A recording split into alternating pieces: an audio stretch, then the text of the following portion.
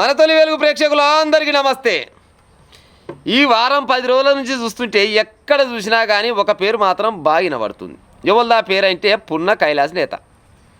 ఈ పున్న కైలాస్ నేత ఎవరైనా నల్లగొండ జిల్లాకు కాంగ్రెస్ పార్టీకి అధ్యక్షుడు అంటే ఈయనకి ఎప్పుడైతే అధ్యక్ష పదవి వచ్చిందో గప్పటి నుంచి సారు చాలా పాపులర్ అయిపోయాడు.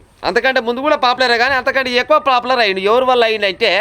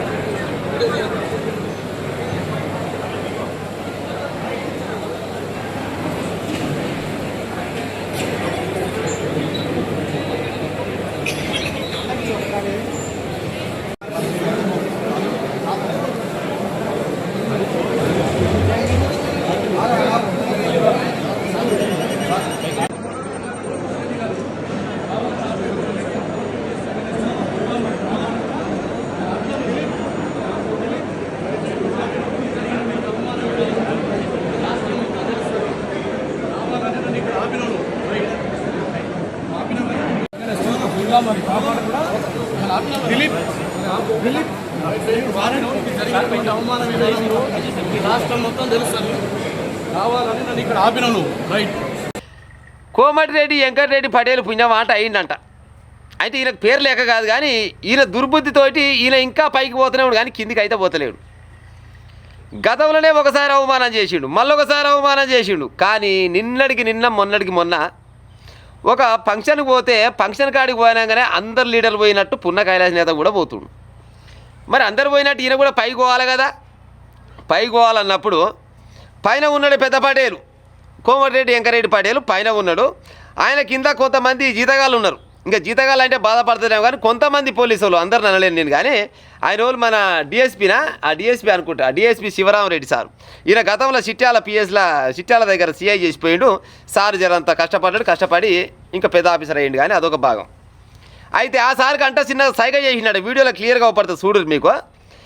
ఈయన పైకి వెళ్ళి పెద్ద పటేలు సైగ చేయగానే ఈ పోలీస్ పటేలు ఈయన ఆపాడు. మరి ఈయనకు కూడా ఎంతో కొంత గౌరవప్రదమైన పదవిలో ఉన్నాడు కదా పున్న కైలాస్ నేత. మరి ఈయనకు పైకి ఎక్కనీకి అర్హత లేకుండా వచ్చినా మరి లేనప్పుడు ఆడదాకా ఎందుకు పిలిచిరు? మరి సుఖేందర్ రెడ్డి పటేల్ ఏమో రారా అని కూస్తాడు, వెంకరెడ్డి పటేల్ పైకి వెళ్ళేమో వద్దొద్దని సైగ చేస్తాడు, పోలీస్ పటేల్ ఏమో మధ్యలో ఆపుతాడు. మరి ఇంకెంతకాలం బీసీలకు ఈ అవమానం జరుపుతారు చెప్పురి? ఎంతగానో అవమానం జరుగుతుంది. ఇంకా అది ఇప్పటి నుంచి కాదు, ఏళ్ళ తరబడి నుంచి ఎంతో కొంత అవమానం జరుగుతూనే ఉంది, జరుగుతుంది కూడా. మరి నల్లగొండ జిల్లా గట్టిగా మాట్లాడాలంటే వెంకరెడ్డి, నల్లగొండ జిల్లా కాంగ్రెస్ పార్టీ ఏమన్నా మీ అయ్య జాగీర్ అనుకుంటారా ఏమి?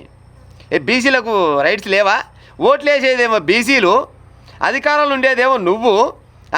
ఉన్నాక ఇవాళ ఒక బీసీ నేత ఎదుగుతుండని ఓర్చుకోలేని గుణంతో స్టేజ్ పైకి ఎక్కుదామంటే స్టేజ్ పైకి ఎక్కని కూడా కనసైగలతోటి ఆపే ప్రయత్నం చేస్తావా? నిలమనక సర్పంచ్ ఎలక్షన్లో అదేదో ఊరుండే ఎల్లరెడ్డిగూడెం కాడ ఏమైంది? ఎల్లరెడ్డిగూడెము. అంతకంటే ముందు పూలే విగ్రహం పెడతాప్పుడు దానికి అడ్డుపడ్డాడు. పూలే విగ్రహానికి అడ్డుపడిపించినవు నువ్వు నీ అనుచరులు అంటే జర మా అమ్మగాని కడుపుకు అన్నం తింటున్నావా ఇంకేమైనా తింటున్నావా అని ఆలోచించుకోవాలి సార్. ఎవరైనా కానీ మహనీయులకు విలువయ్యవు, బీసీ నేతలకు విలువయ్యవు, నువ్వు సామాన్య కార్యకర్తలకు ఎట్లా విలువిస్తావు చెప్పు? పూలే విగ్రహం పెడితే నీకు నీ బలగానికి మరి అంత ఓర్చుకోలేని గుణం ఎక్కడిది కావచ్చు? పూలే అంటే ఎవరులా? దాదాపుగా యావత్ భారతదేశం మొత్తం తెలుసుగా ఆయన ఏం చేసిండు జనాల కోసం అనేది అందరికీ ఎరుపున ముచ్చలే. మరి ఈయన ఎంతమందికి చేసిండు నాకైతే తెలియదు. అక్కడక్కడ బీరు బిచ్చం కళ్ళు తిరగాళ్ళకి ఎన్నో ఒక సాయం చేసినంత మాత్రాన జై కోమటిరెడ్డి అంటారు. ఒకవేళ జై కోమటిరెడ్డి అంటే అనవచ్చు మీ వాళ్ళు. కానీ మరి బీసీ నేతలను ఎందుకు ఎదగలిస్తలేమన్నట్టు? ఆల్రెడీ బీసీ నేతకు ఈయనకు పున్న కైలాస్ నేతకు ఏది మన పైకి వెళ్ళి ఆర్డర్ అయితే వచ్చింది నల్లగొండ జిల్లాకు అధ్యక్షుడు కావాలనే ఉద్దేశంతో. మరి అయినాక కూడా లెటర్ పెట్టిండు, ఈయన నన్ను తిట్టింటే ఈ పున్న కైలాస్ నేత అంటే ఆయన ఏమెక్కర తిట్టిండు, ఎందుకోసం తిట్టిండు అనేది కూడా ఒకసారి ఆలోచించుకోవాలి కదా ప్రజలారా మీరంతా. గతంలో ఈయన బీజేపీ పార్టీకి లాలుచిపడి ఈయన తమ్ముడు ఇద్దరు కలిసి బీజేపీ పార్టీల దగ్గర పోయి లాలుచి పడుతుంటే బీజేపీల కాడికి నువ్వు పెట్టబోతావు, కాంగ్రెస్ పార్టీలో ఉన్నావు కదా, కాంగ్రెస్ పార్టీలో ఉంటావా వెళ్ళిపోతావా అనే ఉద్దేశంతో పున్న కైలాస్ నేత అన్న మాటలు, అంతేగాని అది కూడా ఎట్లా పార్టీ అభివృద్ధి కోసం అన్నదే కదా, పున్న కైలాస్ నేత కోసం అయితే కాదు కదా, పార్టీ కోసం అన్న ముచ్చట్లే కదా అది. మరి అప్పుడు అన్నాడు, మరి ఆయన ఏం చేసిండు? ఆయన ఏం చేయలే. కొన్ని ఏండ్లు ఆయన తరువాత ఇప్పుడు అధ్యక్ష పదవి వచ్చింది, బీసీ వచ్చిందని ఈయన ఓర్చుకోలేని గుణంతో గడికొకసారి ఆయన అవమానపరుస్తూ ఉన్నాడు. ఇప్పుడు కోమటిరెడ్డి వెంకరెడ్డి తలుచుకుంటే ఈయన పైకి పోకపోయినా రాజు తలుచుకుంటే దెబ్బల కొదవ అనే సామెత ఉంటుంది.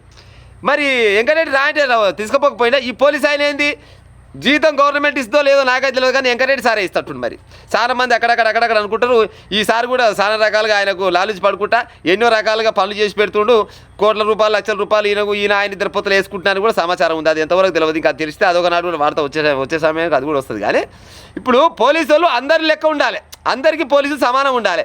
ఆయన ఎంతో కొంత లీడరే అన్నట్టు కదా, మరి ఈ లీడర్ ఆపడానికి కారణం ఏంది అంటే పైన ఆయన ఆపమంటే కదా ఈయన ఆపింది.